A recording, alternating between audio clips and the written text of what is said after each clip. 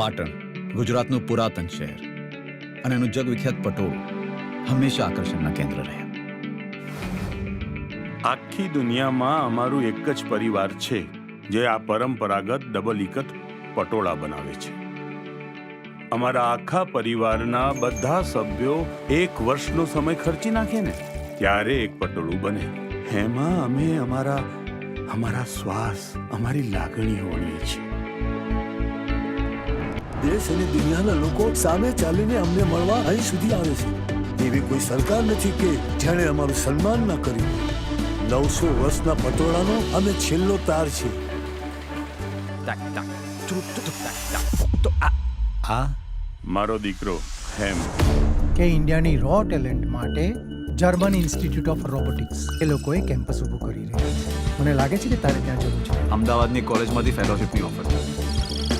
अब नहीं मानेंगे.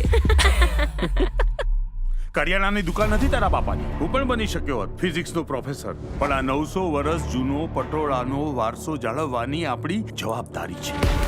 તમે જેને વારસો કહો છો ને એ કાપડ સિવાય કંઈ જ નથી. અને આપણે કોણ છીએ?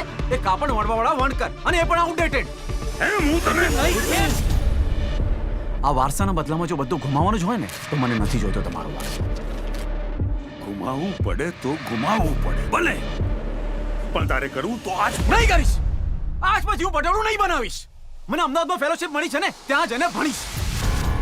આ વખતે તું ગયો ને તો સમજી લેજે તારો બાપ તારા માટે મરી ગયો.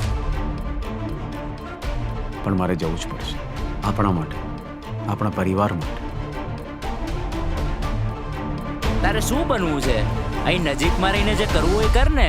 મને એ તો ખબર નથી લાઈફમાં હું શું બનીશ, પણ એટલું ખબર છે જે પણ બનીશ ને દુનિયાને હલાઈ નાખીશ. ને હવે તો એમ જ્યાં જશે ને ત્યાં લોકો એની પાછળ જશે. કેમ? એવી તો કેવી મોટી તોપ ફોડી નાખી છે.